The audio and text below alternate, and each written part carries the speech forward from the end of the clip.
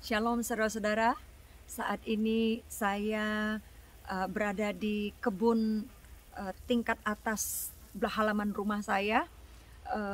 Saat ini sudah jam 8.32 malam, saudara. Yang musim panas, jadi jam 9 masih terang gitu. Tapi saya mau menggunakan waktu yang ada ini, saudara-saudara, untuk mengajarkan tentang kebenaran firman Tuhan dari perkebunan atau tanam menanam, dari proses tanam menanam di kebun saya. Ketika saya memulai proses berkebun di halaman belakang rumah saya mulai belajar banyak mengenai tentang kebenaran firman Tuhan. Tuhan banyak berbicara tentang kebenaran firman-Nya ketika saya mulai menanam, menyiramin, mempruning, atau memotong, atau membersihkan, atau menyirami, atau mempupuk kebun-kebun saya, saudara-saudara. Dan saya begitu berterima kasih dengan Tuhan karena ternyata Tuhan menyuruh saya untuk belajar bercocok tanam bukan hanya sekedar untuk supaya saya bisa makan atau bisa ada sayur-sayuran kapan saja saya mau, tetapi sebenarnya tujuannya Dia ingin menyatakan isi hatinya kepada umatnya, saudara-saudara. Ternyata di dalam proses tanam menanam atau pertanian atau perkebunan banyak tersimpan rahasia-rahasia kebenaran firman Tuhan. Nah, kali ini saudara-saudara, saya ingin bercerita atau mengajar tentang satu kebenaran firman Tuhan dari sebuah proses pemotongan. Nah, saudara-saudara, saya terlalu percaya bahwa Tuhan itu atau Bapa kita, Bapa Yahweh adalah seorang gardener atau tukang kebun yang sejati. Mari kita baca di dalam firman Tuhan di dalam Yohanes 15 ayat 1 sampai 2, saudara-saudara ya. Akulah pokok anggur yang benar dan Bapakulah pengusahanya. Setiap ranting-ranting padaku yang tidak berbuah dipotongnya, dan setiap ranting yang berbuah dibersihkannya supaya ia lebih banyak berbuah.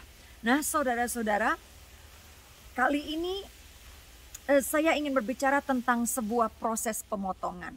Nah, sebelum saya berbicara tentang lebih detail lagi, berbicara lebih detail lagi tentang sebuah proses pemotongan di dalam tanam menanam, saudara-saudara, saya ingin meng-highlight di kata ayat pengusahanya, Bapakulah pengusahanya. Di dalam bahasa Inggris, saudara, terjemahan aslinya bukan disebut pengusaha, tetapi sebenarnya adalah gardener. Gardener itu adalah tukang kebunnya, yaitu orang yang menanam kebunnya, yang hands on, orang yang secara langsung menanami kebun tersebut, saudara-saudara ya. Jadi supaya kita mengerti apa maksud daripada firman Tuhan ini. Oke, baiklah, kita sebelum matahari tidak terlalu malam.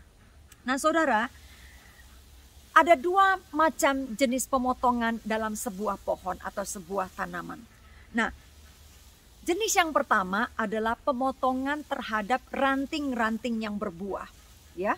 Nah, yang kedua adalah pemotongan terhadap ranting-ranting yang mati atau yang dead branches, atau yang sakit, atau ranting atau daun-daun yang terkontaminasi oleh hama atau kena virus atau kena dimakan oleh berbagai macam insek ya, atau tanaman hewan-hewan pelahap gitu loh, saudara-saudara ya. Nah, mari kita berbicara untuk pemotongan ranting-ranting yang berbuah. Contohnya apa, saudara? Saya berikan contohnya seperti ini ya. Mari kita berikan contoh. Kita berbicara soal pemotongan terhadap ranting yang berbuah. Ini adalah pohon cucumber ya. Tetapi tanaman cucumber yang kecil ini dia sudah berbuah gitu loh, saudara. Bukan berbuah, berbunga ya. Ini contohnya. Nah, saya sebagai pemilik kebun atau tukang kebunnya, ketika saya lihat bunga-bunga ini, saya nggak langsung cepat, wow sudah berbuah, langsung senang sukacita gitu kan ya.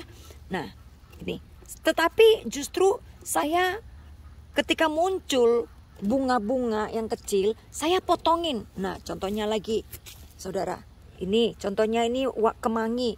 Ini kan mau berbunga nih ya saudara, ini kan bunga mau berbuah nih, seperti ini calon-calon buahnya nih tadi, bunga-bunganya. Tapi justru saudara, saya potongin. Kenapa saya potong? Ini kan rantingnya berbuah, right? Ini bukan dead branches atau tanaman yang mati. Nah ini seperti ini. Ujung-ujungnya saya cabut saudara. Ya, saya potong. Mana lagi? Yuk kita lakukan lagi yang ini. Ini kita potong lagi. Semuanya. Kenapa kok dipotong? Nanti sebentar saya akan cerita saudara-saudara. Nah saudara, ini boleh dikata performannya, pertunjukannya. Ini kan nanti mau menghasilkan buah-buahnya ya, atau benih-benihnya. Tetapi saudara, untuk tanaman yang masih sekecil ini, yang masih muda, saudara, ini belum waktunya untuk berbuah atau menghasilkan keturunan atau biji-biji, karena dia masih kecil, dia masih di dalam proses pertumbuhan akar.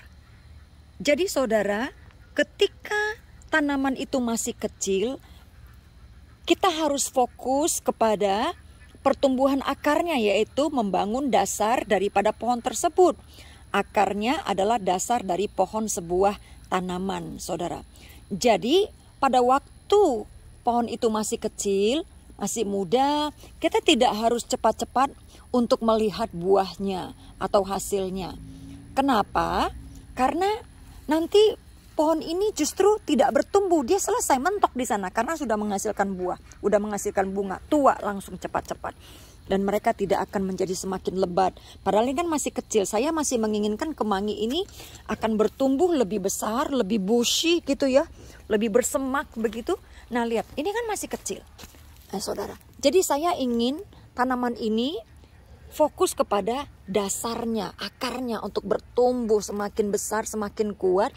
Supaya nanti dia semakin lebat di dalam menyerap makanan, akarnya sudah kuat ketika air disiram, saudara-saudara, ya. Nah, akar-akarnya akan menyerap air yang banyak sehingga bisa disalurkan kepada pohonnya. Pohonnya akan semakin berbuah lebat. Jadi, pemotongan terhadap cabang-cabang atau ranting-ranting sebuah tanaman yang berbuah, tujuannya yang pertama adalah membangun dasar yang teguh, membangun akar yang kuat daripada pohon tersebut, saudara-saudara. Nah, tanaman itu sama seperti kita manusia. Pada waktu seseorang baru lahir, baru bertobat, saudara-saudara, seorang atau seperti bayi ya, seorang bayi yang baru lahir, tidak mungkin bayi tersebut disuruh untuk segera berjalan, berbicara, ada giginya, bisa makan, saudara-saudara ya, atau makan bubur atau minum susu. Tidak, saudara-saudara. Seorang bayi yang baru lahir, tentunya bayi tersebut harus difokuskan kepada pertumbuhan daripada kesehatan daripada bayi tersebut dari dalam. Contohnya pertumbuhan jantung, pertumbuhan organ-organ tubuhnya, pertumbuhan tulang-tulangnya, pertumbuhan daripada otot-ototnya, saudara-saudara, mulai dari ujung rambut sampai ujung kaki.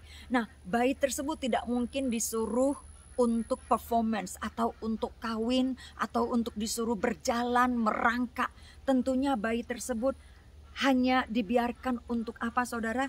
Ditimang-timang, dikasih minum susu sepuasnya, saudara-saudara. Susu ASI dari ibu, karena itu adalah yang paling sehat. Dan tanaman tersebut dan bayi tersebut tidak dipaksa untuk bisa jalan, tetapi justru dipelihara, dijaga dengan very careful, dengan sangat hati-hati dan very delicate, dengan kelembutan, saudara-saudara ya. Tidak dipaksa untuk bisa senyum, tidak dipaksa untuk bisa bicara. Saudara, ini sama halnya dengan tanaman. Tanaman itu juga sama halnya dengan manusia, dan saudara, manusia jasmani sama juga dengan halnya manusia rohani kita. Nah saudara, ketika kita baru pertama kali percaya kepada Tuhan Yesus, ketika kita baru menjadi bayi-bayi rohani, ya saudara masih ingat kan ya, ketika saudara baru percaya kepada Tuhan Yesus, wow, segala sesuatu sepertinya indah. Begitu hidup saya, masih ingat ketika saya baru lahir baru, saya merasakan kebaikan Tuhan yang luar biasa. Hidup di dalam Tuhan itu indah. Sepertinya apa yang saya lakukan Tuhan berkenan, dan Tuhan membuat saya menjadi seperti benar-benar baik. Saudara, disusuin, dikasih makan. Saya bisa merasakan kebaikan, anugerah, pengampunan. Apalagi saudara, kesabarannya Tuhan ketika saya gagal. Saya bisa merasakan kemurahan Tuhan ketika saya membutuhkan pertolongan, ketika saya membutuhkan biaya hidup, ketika saya membutuhkan biaya untuk sekolah. Tuhan memberikan saya hikmat untuk berjualan waktu masa SMA, supaya saya bisa meneruskan sekolah saya. Ketika saya baru bertobat, baru mengalami, karena saya adalah anak yang broken home pada waktu itu. Begitu saya kenal Tuhan, saya tahu Tuhan mengasihi saya. Kadangkala dosa-dosa kecil yang saya lakukan rasanya cepat diampuni oleh Tuhan. Saudara-saudara, rasanya kasih karunia Tuhan begitu berlimpah dalam hidup saya. Itu sebabnya saya mengenal bahwa Tuhan itu adalah Bapa yang baik, Bapa yang murah hati, Bapa yang panjang sabar, Bapa yang maha pengampun, Bapa yang generous, baik hati gitu loh saudara, murah hati, Bapa yang perkasa.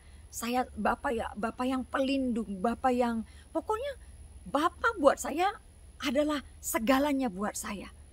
Nah saudara, ketika kita baru lahir baru, petobat baru, kita bisa merasakan kita ditimang-timang oleh Bapa kita. Kita dipelihara dengan luar biasa. Apa yang kita minta kadangkala diberikan oleh Bapa. Perlindungan Tuhan, mujizat Tuhan kita lihat begitu gampang sekali mujizat itu terjadi. Saya ingat bahkan ketika saya belum lahir baru, saudara-saudara, saya berdoa di dalam nama Tuhan Yesus untuk mengusir setan, saudara-saudara. Setan itu takut sama saya. Dan setan pergi oleh karena seruan saya. Saya berdoa untuk orang mati begitu saya baru petobat lahir baru. Saya berdoa untuk orang mati di pinggir jalan. Orang mati bisa hidup kembali, saudara-saudara. Saya melihat mujizat Tuhan banyak terjadi justru ketika saya masih lahir baru. Baru petobat baru bayi yang baru lahir. Kenapa gitu saudara? Karena Tuhan ingin saya memiliki pengertian, pengetahuan yang benar dan baik akan siapa Tuhan buat hidup saya. Jadi Tuhan sedang membangun dasar yang teguh di dalam hidup saya, membangun dasar iman yang teguh di dalam hidup saya tentang siapa Dia. Tuhan tidak ingin saya mengenal Tuhan atau mengerti Tuhan sebagai Tuhan yang geram, sebagai master yang kejam, sebagai Tuhan yang sempurna, serba sempurna. Apa yang saya lakukan harus sempurna. Tuhan tidak mau saya mengenal Dia sebagai sebagai Tuhan yang maunya apa yang saya kerjakan harus sempurna, tidak boleh salah. Pokoknya saya harus performance, harus kerja. Tidak loh saudara. Yang saya tahu ketika saya mengikut Tuhan, Tuhan ingin saya mengenal Dia sebagai Bapa yang baik, itu yang paling utama. Dimana ketika saya jatuh, saya susah, saya senang, saya jatuh dan mengalami kecacatan rohani atau mengalami kegagalan di dalam hidup saya. Ketika saya lagi susah, ketika saya lagi down, Tuhan mau saya bisa selalu datang kepada Dia sebagaimana apa adanya saya, dengan segala kelemahan, kekurangan, dengan segala kegagalan, dengan segala keadaan apa saya adanya sebagai anak kepada Dia. Dia tidak mau saya sebagai anak menjauh. Dia tidak mau, saya ingat saudara-saudara, ketika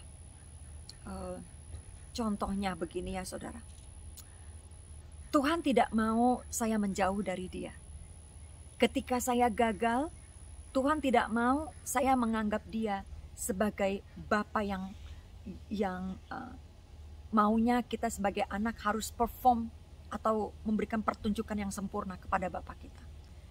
Ketika anak saya gagal, ketika anak saya lagi susah, saya mau mereka bisa datang kepada saya dan cerita kepada saya tentang kegagalan mereka, kesusahan mereka, kesedihan mereka, apa yang mereka rasakan, baik itu tidak enak. Saya ingin anak saya bisa datang kepada saya kapan saja, di mana saja, dalam keadaan apapun.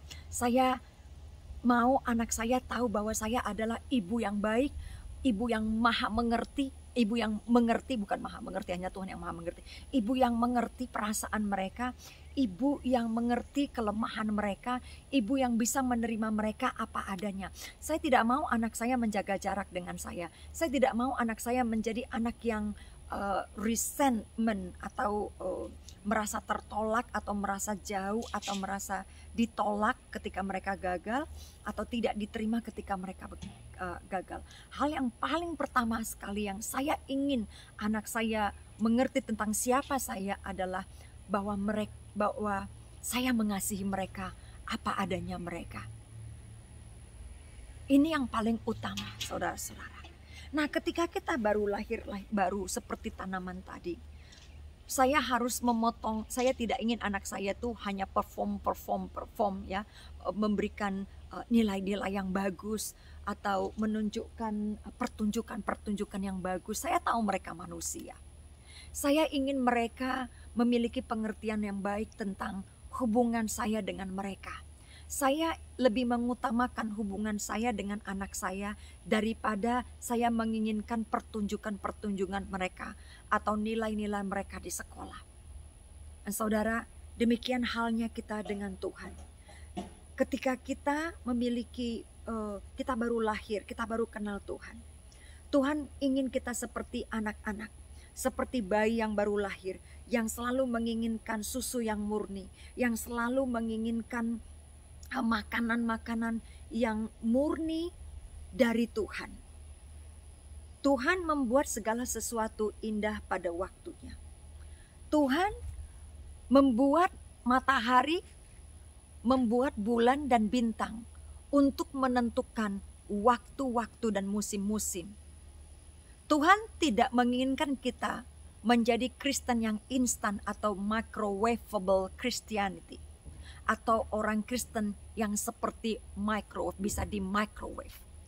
Tuhan memberikan kita matahari, bulan dan bintang untuk memberikan kita time, musim, ya, waktu-waktu, masa di mana kita bisa bertumbuh.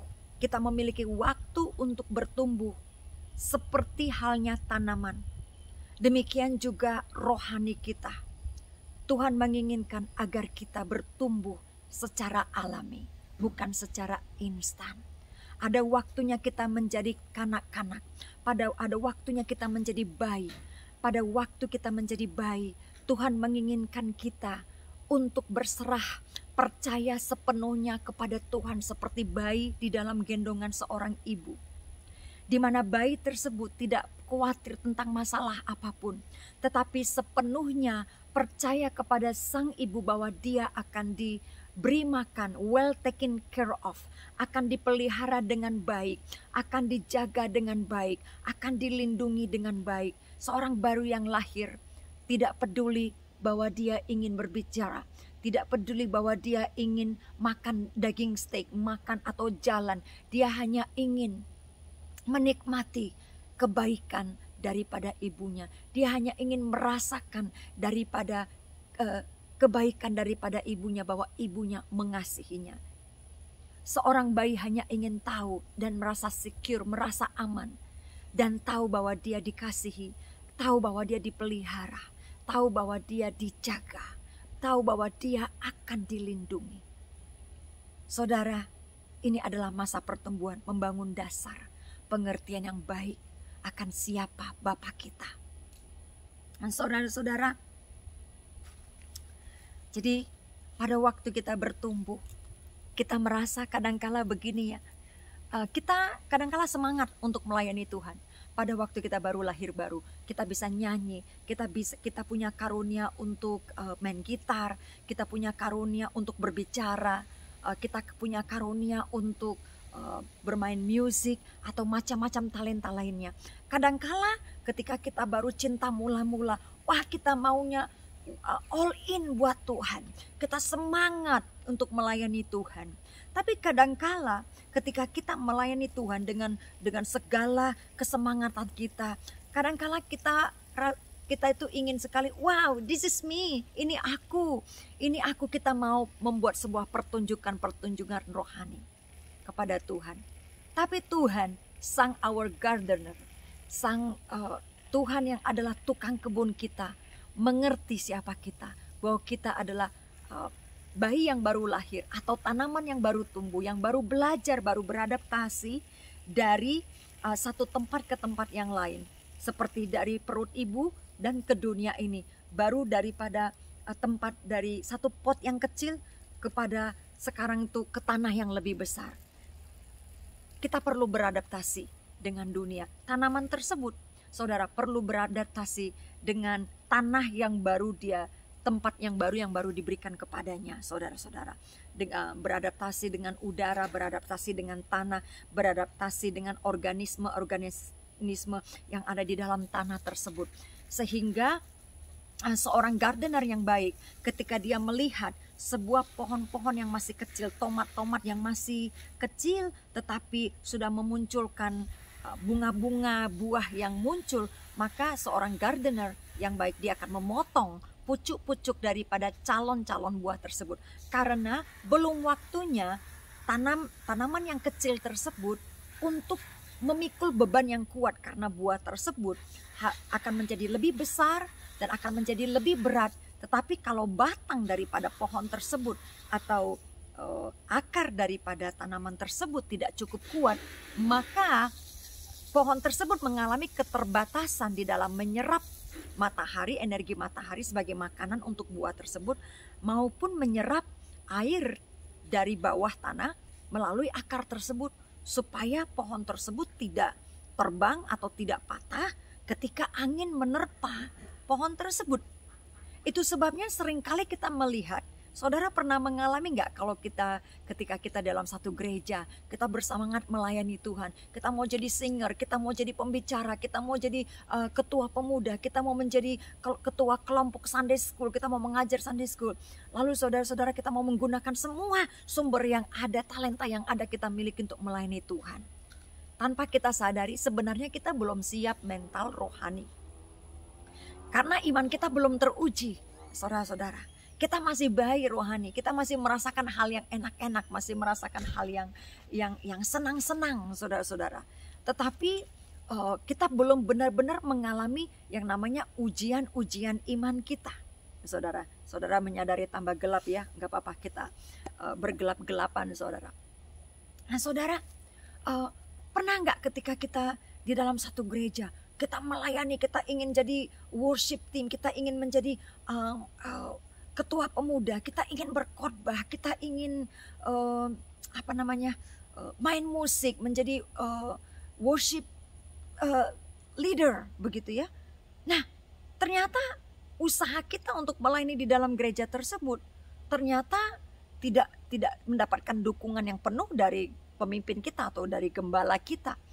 Mungkin ketika kita mungkin kita punya khotbah yang lebih bagus dari gembala kita, dan sehingga orang-orang di sekitar kita senang dan menjadi fans kita, sehingga kita mendapatkan fans yang lebih banyak daripada gembala kita sendiri.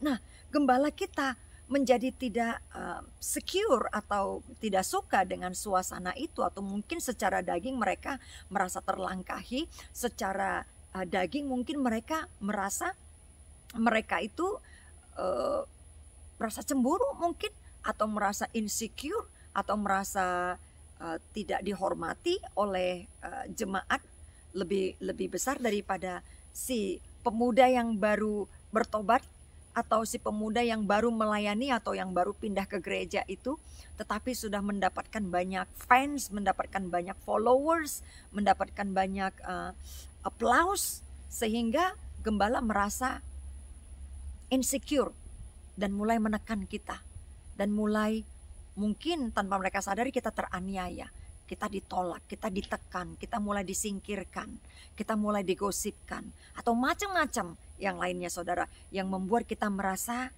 kita teraniaya atau tertekan di dalam gereja tersebut. Saudara pernah nggak mengalami hal ini? Tentu saja pernah, saudara-saudara ya. Tetapi saya mau katakan, proses ini adalah yang disebut proses pemotongan. Kita sedang berbuah, ya ada buah kita, lagi semangat-semangatnya. Dengan talenta kita, ya aku bisa ini, aku bisa melayani Tuhan dengan suaraku, aku bisa melayani Tuhan dengan khotbahku, dengan pengetahuanku, dengan kekuatanku. Tapi kadang-kala saudara, kita mengalami yang namanya pemotongan. Dan ketika pemotongan itu terjadi di dalam hidup kita, itu tidak enak. Itu rasanya sakit, saudara-saudara. Rasanya menderita. Tetapi percayalah, Sang gardener yang sejati, Sang tukang kebun kita, tahu apa yang dia lakukan. Percayalah bahwa Bapa kita adalah tukang kebun yang sejati. Dia tahu kapan waktunya untuk kita dibiarkan bertumbuh untuk berbuah-buah lebat.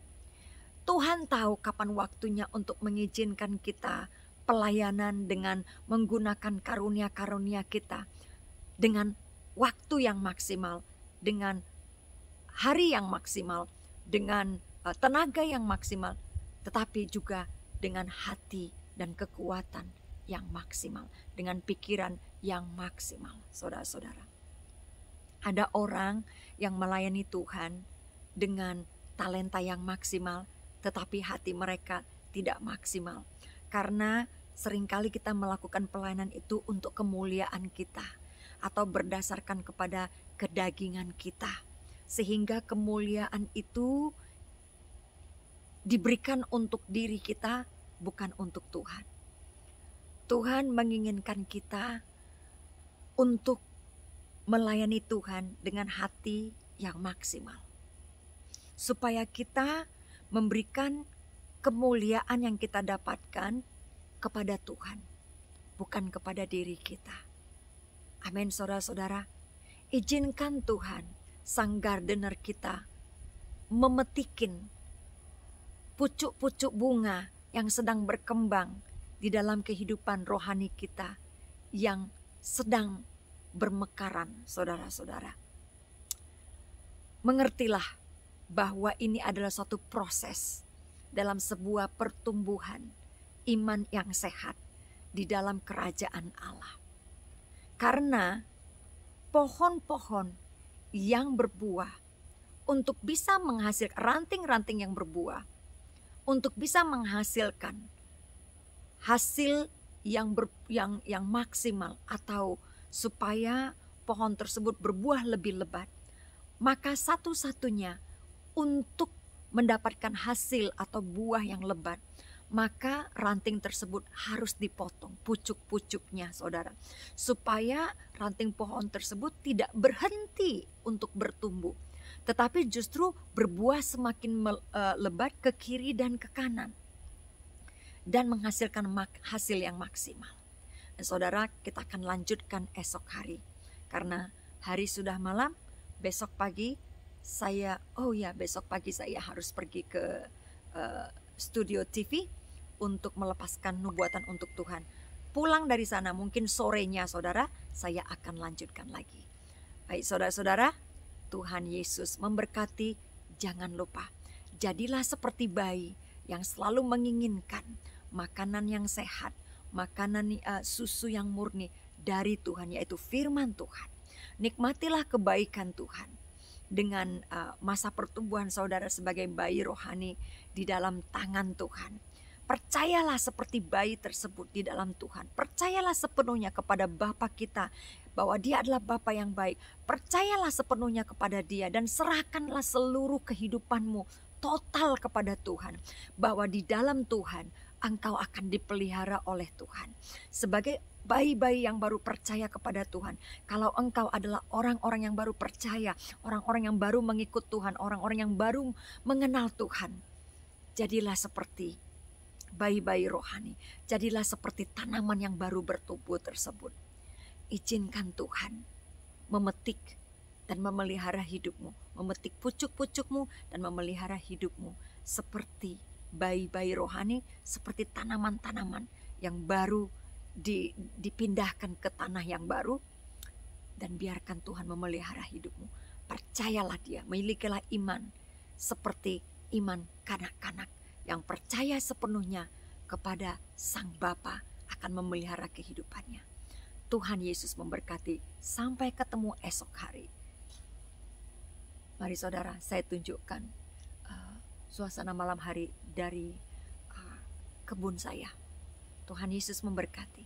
God bless you. Sampai ketemu esok hari untuk pertumbuhan pemotongan berikutnya. Amin. Bye-bye.